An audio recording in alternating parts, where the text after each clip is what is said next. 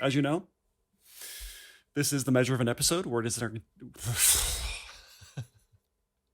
is our continuing mission to explore what makes a Star Trek episode a genuine Star Trek episode, and not just an episode of The Next Generation. Curious. A bad episode. Okay. Yeah. I'm Paul. And I'm Jonathan. And we do that using 3 criteria. The first one is there sci-fi actually in the plot in a way that cannot be removed for the story to work? Number 2, is that sci-fi presented in a unique or novel way? Is it explored in some aspect and not just technobabble? And number 3, is there a moral or ethical dilemma that is presented by the script for one of the characters? I'm Jonathan. And I'm Paul. And the criteria. The criteria by which we judge these episodes. The episode that we watched is Star Trek Enterprise, Season 2, Episode 3, Minefield. Minefield, one word. Yeah. Enterprise. Okay, so already we have something to talk about. In this show, let me read the blurb. Enterprise becomes disabled by an alien orbital mine while trapped in hostile Romulan territory. So I didn't realize a good this. blurb. I just got to say. It's a good blurb. It's a little spoilery. Because the whole orbital mine thing there's this big reveal where they show all these mines orbiting the planet. And it's kind of a big deal when they show it visually and with musically and everything. And we already know that's coming because it's in the blurb. I guess that's true. Okay. But so I didn't realize it until this episode that it seems like they've adopted the practice of saying Enterprise and not The Enterprise. So this will be dangerous for Enterprise if we go into this, or instead of The Enterprise, which they do all the time on Next Gen. And I found that interesting. Right. What do you mean it's going to be dangerous for Enterprise? I just meant the practice of not using the in front of Enterprise. This is going to be dangerous for Enterprise, not for The Enterprise. Oh, okay. I mean, maybe at this point it wasn't called the Enterprise. Like, this is the first one, so they were like, is it the Enterprise or Enterprise? Well, let's just try Enterprise for a little while, see how that goes. I mean, maybe. But what were the writers? Like, was there an actual reason why the writers did it this way? I don't know. I mean, like in Voyager, it's called Voyager pretty much all the time, but they still hadn't decided which way to go. So in episode Parallax, the season 2 episode of the second episode of the first season, there we go. Paris stands up and like looks back to the captain with his face in full view of the screen, and he says, "It's the Voyager." Yeah, that sounds weird. You're right? I know. It's weird. Totally does. Yeah. But so they might have just been going back and forth between it, and so like they decided for this show it would just be Enterprise, and later on they can change it to the Enterprise. But for this show, it's Enterprise. I wonder if it was just something that happened. Maybe. Yeah. If somebody did it and they adopted it because somebody just said, "Oh, I thought it was just Enterprise." Right, because the writers don't talk to each other? Well, maybe they don't. I'm sure there were very few, if any, writers on Enterprise who wrote on Next Gen. Right. Yeah, I mean, so this episode, we always talk about how Scott Bakula has that like kind of country boy dad charm. Oh, shucks. Yeah. Yeah, like this episode just epitomizes that. He's like, no, why don't you come in and just have breakfast with me? Like, there's nothing to talk about. It was weird. Even Reed, I didn't quite understand why Reed was so uncomfortable. Maybe because we've been watching this show out of order, and there are times where he feels very comfortable with the captain. Right. Versus now. And he does mention later on in the episode why he was uncomfortable. Right, but I was so used to seeing them comfortable with each other. Right. That this felt, especially in the second season, this felt weird to me. No, I agree. I want to say, right off the bat, how does the Enterprise get fresh eggs? I would guess they have fresh chickens. So there are chickens on the Enterprise? There's got to be something that is keeping their warehouse food fresh. You're right, because all these things have an expiration date. Well, they don't have an assimilator. What's it called? Replicator. That's not a thing yet. Right. So they have somebody, and they have a cook, obviously. So I feel like that was short-sightedness because they don't stop in. They don't have, even if they did stop in, there wouldn't be space stations that have egg farms on them, right? It just wouldn't work that way. Exactly. Right? Yeah. It would be impossible to do. So that was just some short-sightedness that they have eggs, unless there's some sort of weird new egg that can be printed or something like that, Right. That it's is not coming from a chicken's asshole. Maybe. Strange, but maybe. Do eggs come from assholes? No. Just in the same way that babies don't come from assholes. What? Whoa. Back this straight up a bit. Well, I mean, like they're not mammals. So we can't say that they're like mammals where they have a different exit hole or they have two exit holes for one for babies and one for other things. Okay. They're not, so it might be an asshole. We don't know. We don't know. As a human race, it's impossible to tell. we don't know. Can't imagine anybody being that curious to watch where the egg comes from. Right. Like who would go down that road? Be some sort of sicko, perverted sicko. Yeah. But this was just an off-putting scene because they stuck with it so long. Right. So long. It was like the date with Geordi. Yeah, true. Well, the dates when he's on dates with humans and not with computers. Right. I mean, even the ones with computers are just weird. Not as cringy, though. Yep. The end.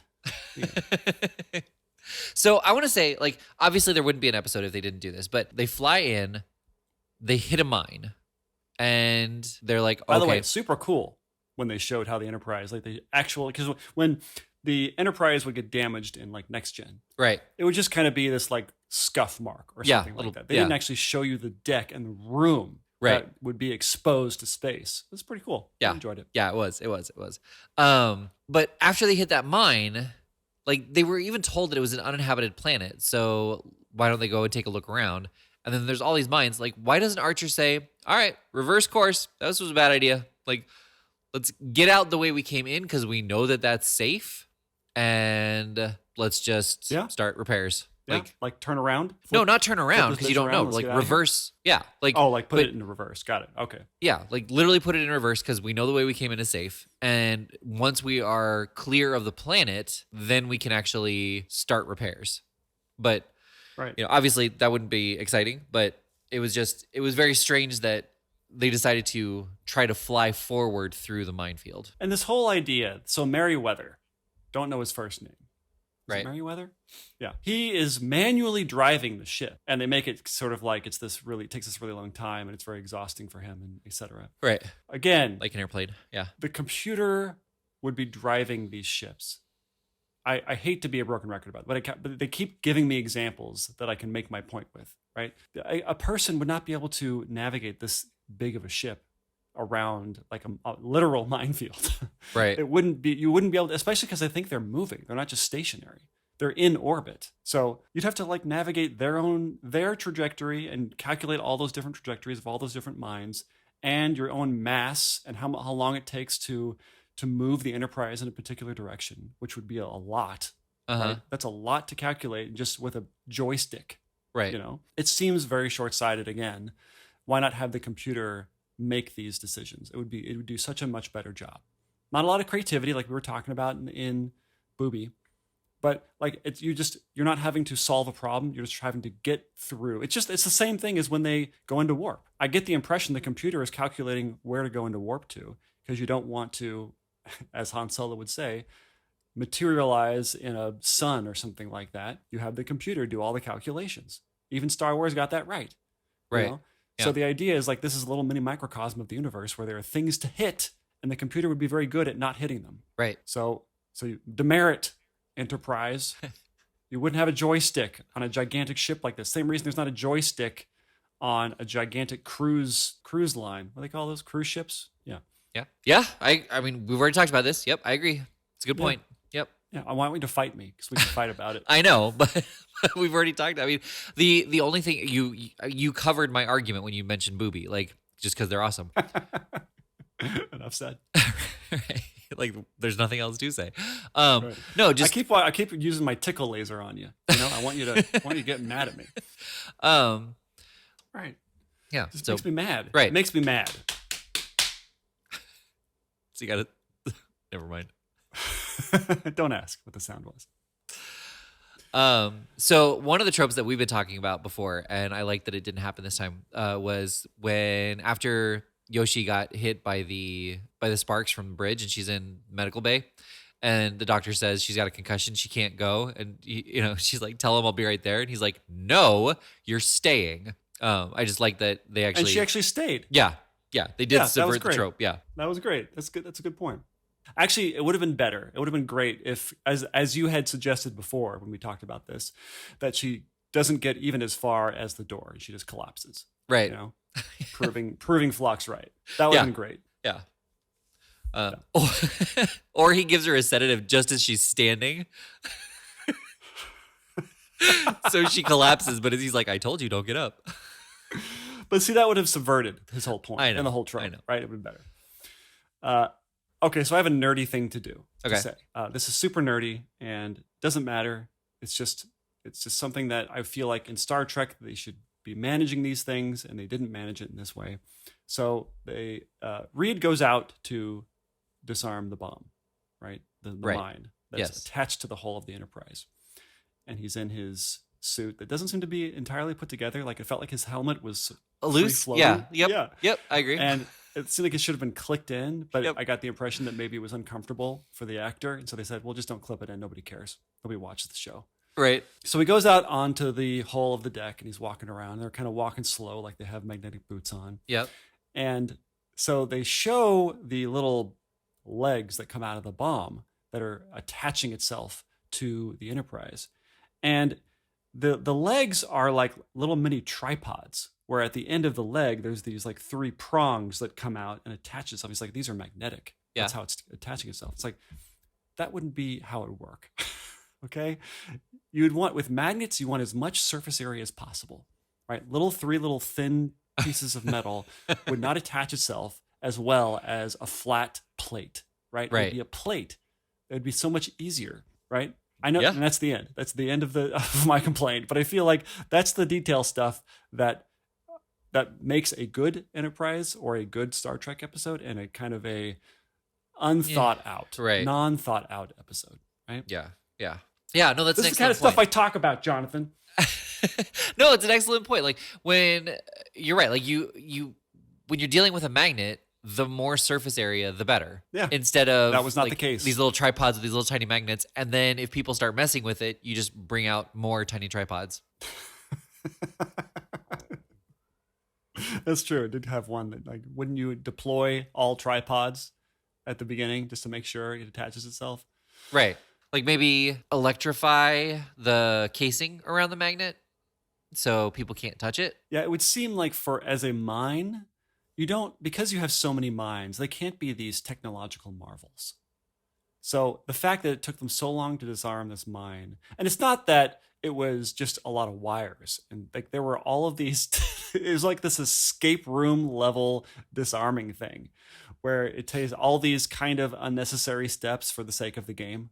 Right. You know? But also, given how secluded and suspicious the Romulans are, it would also make sense that there would be layer upon layer of the minefield that would just be so difficult to deactivate. And ultimately, even after you did that, it's like, sucker, here's a subroutine. Right. Just have it explode if somebody touches anything. Right. That's the whole point. If it touches anything, explode. So there's a point where this alien ship pops up, and I guess it's kind of supposed to resemble what will become a Romulan ship, but I didn't realize that. But in retrospect, it seemed like it was a Romulan ship. They are Romulans. That's what it turns out to be, but we don't know that yet. So spoilers. But they can't translate the language because Yoshi is incapacitated, right? And the computer is having a tough job. And they realize that when they start firing warning shots that they mean business. But why wouldn't they just assume that the aliens could translate English and Archer make a statement that says, we're not here to hurt anybody. We're here peacefully. Please stop shooting at us. They didn't do that.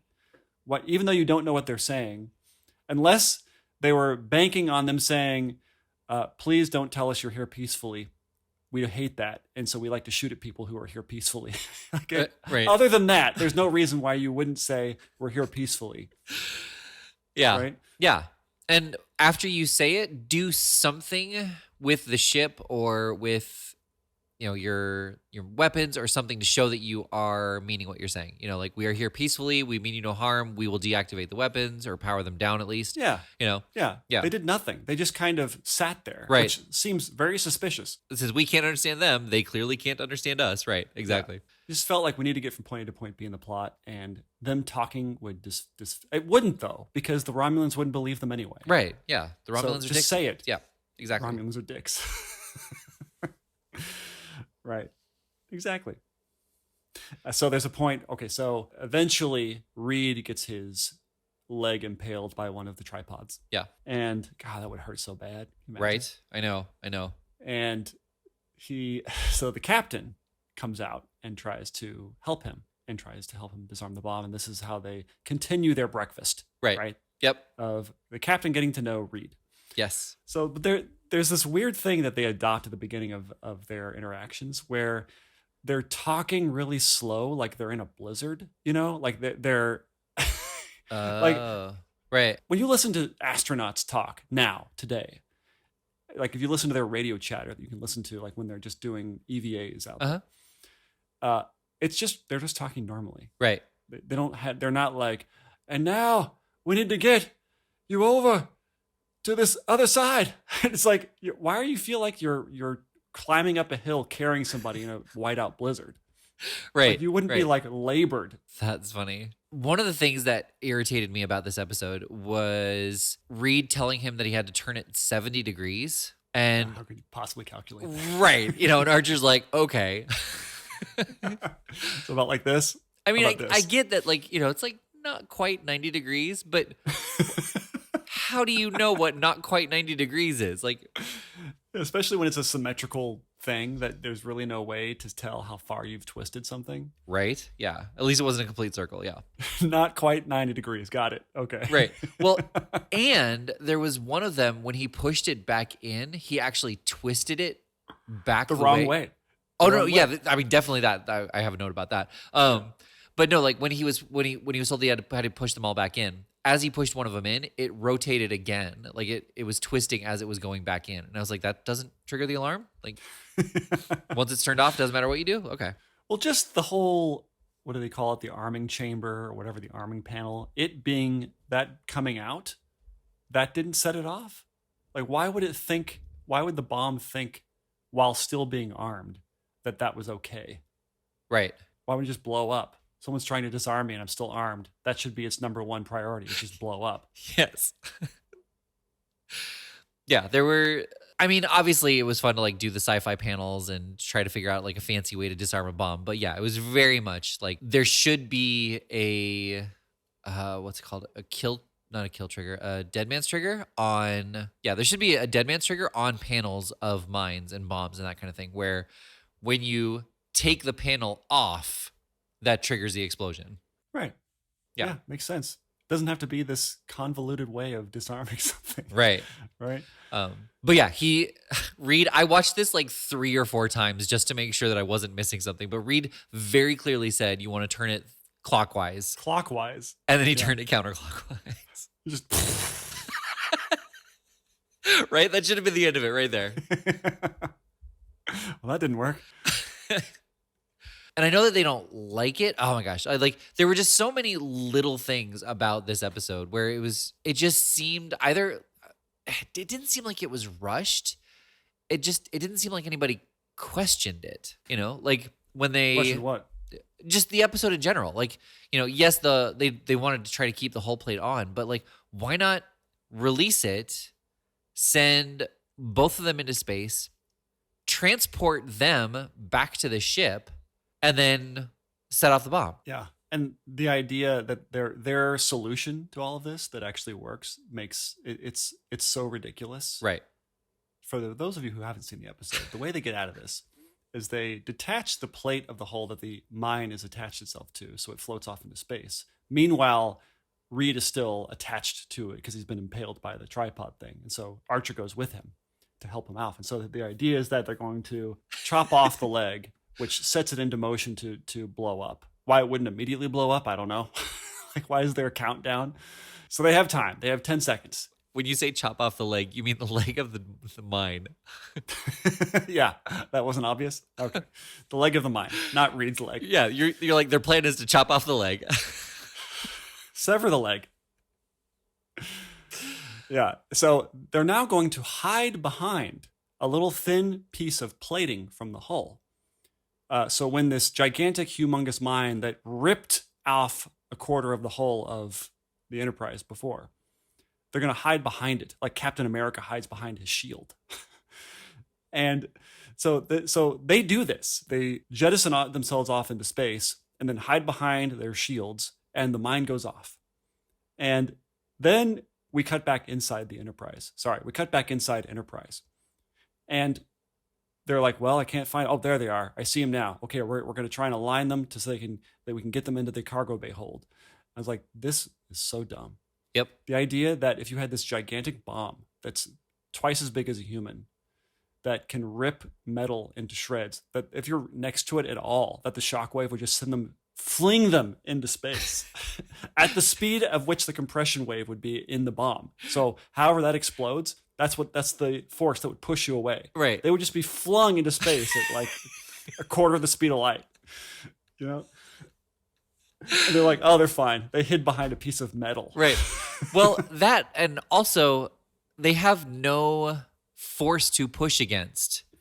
When they jump off, they've got the plate that they can push against, which fine, that makes sense. But then when the bomb goes off, like they can't turn around. Right, they can't turn themselves around. Well, they had little things. They had I heard it. They had like little pressure things, like jets. Oh, like when they jump off the hull. I did it's miss like, that. Okay. Yeah. Right. It's hard to catch at 2.5 speed. That was just for the theme. Yeah. Yeah. So they are able to turn around, which okay, you can do that with like a jetpack. Right. I guess. Right. Okay. It's not as simple as just turning around when you're standing.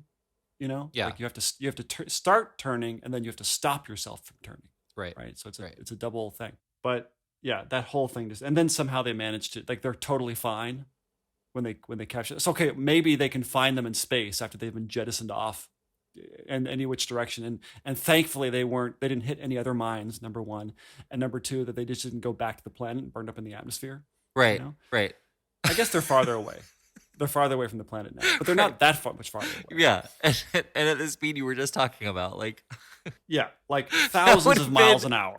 So great if it was like a red shirt and they do save him, but the trajectory sends him back to the planet and he just hits like 7 other mines. It's like, yeah. It's okay. He's behind his piece of metal. Right, right. He was protected. Yeah, that was the worst part of this whole episode. It was so, we need to get them off. It was not ingenious. Yeah. No. Yes. Is that right? Yes. It didn't display any element of ingenuity. No, it did not. But okay, so with all that being said, do you have anything else to say about the episode? Only that T'Pol did not know who Romulans were on the outside.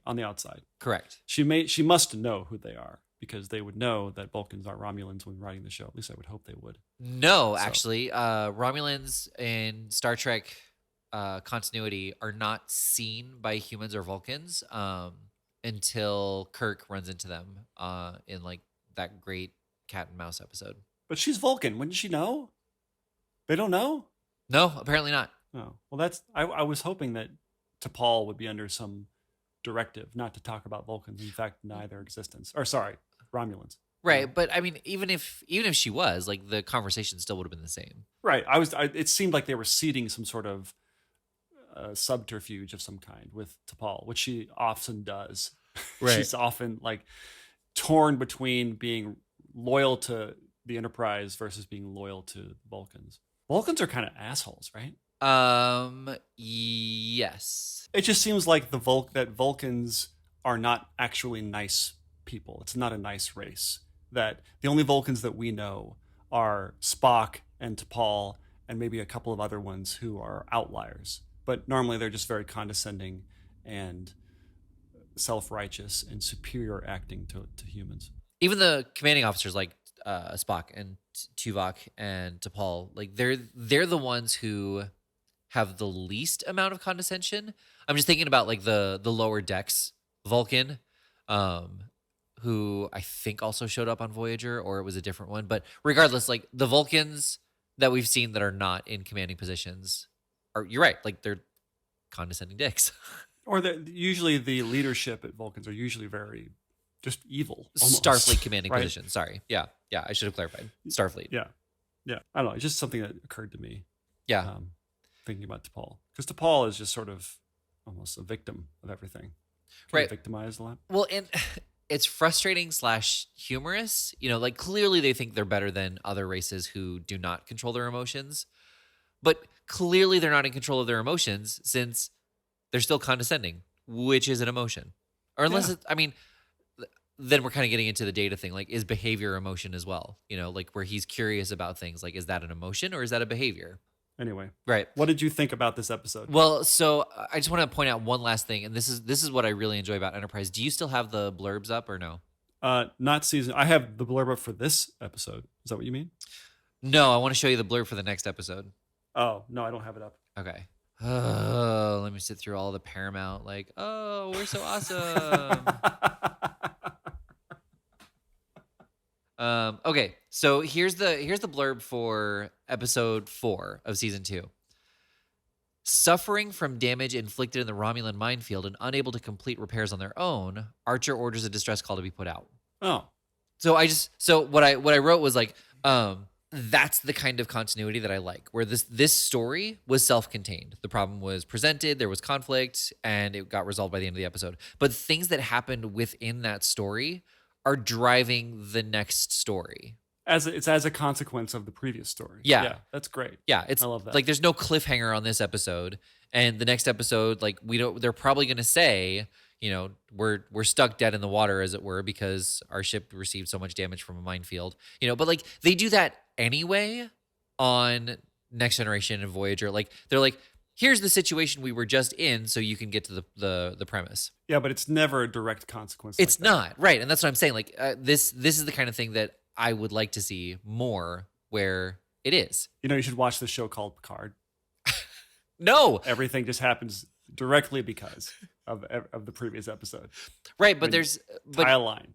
Each episode does not resolve its conflict, and that's the part that's frustrating. Like, this episode is self-contained. We don't need to watch the next episode to find out what's going on. We don't need to watch this episode before we watch the next episode. Like, but the actions in this episode create the story for the next episode. Yeah, well, that's great. That's how they should have done Picard. Yes, the end. The end. That's really cool. I wonder if the first season is like that too. I don't know. Yeah, I don't think so, but I don't know. Anyway, so all right. So was this a proper Star Trek episode? I feel like no. I think that the moral or ethical dilemma was just kind of presented, but it wasn't. Nobody was debating over it. Like Reed was saying, "Let me die," and Archer was saying no. Yeah, it was a little trite. Yeah. Yeah. The sci-fi was not really presented in a unique way. I mean, they're trying to stop a bomb. Like, yeah, we've seen this scene a million times. Yeah, every other episode of NCIS. Yeah. And the sci-fi, like, this episode could have been any of those not procedurals, but any of those other like military shows or police shows. Yeah, and I kind of grew tired of I'm just going to explain to you my background. Like, there's no external element making you do that except that I might die. And so therefore I'm just going to have this really long scene where I explain to you that, I don't know, it always comes off as flat to me. Right. I do like that it was a character episode and like they got to hang out and we just got to know them a little bit better.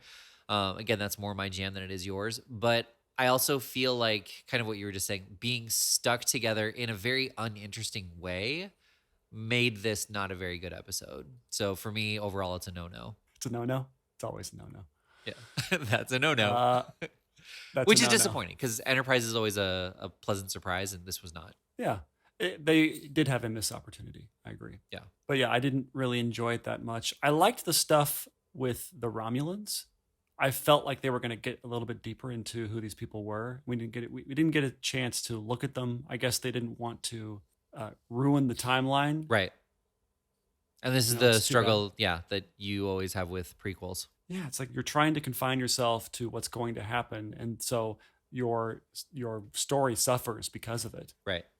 But you could have easily, if you didn't want there to be a record of Romulans being seen, you could have had their computers get wiped out or something like that. Or, right.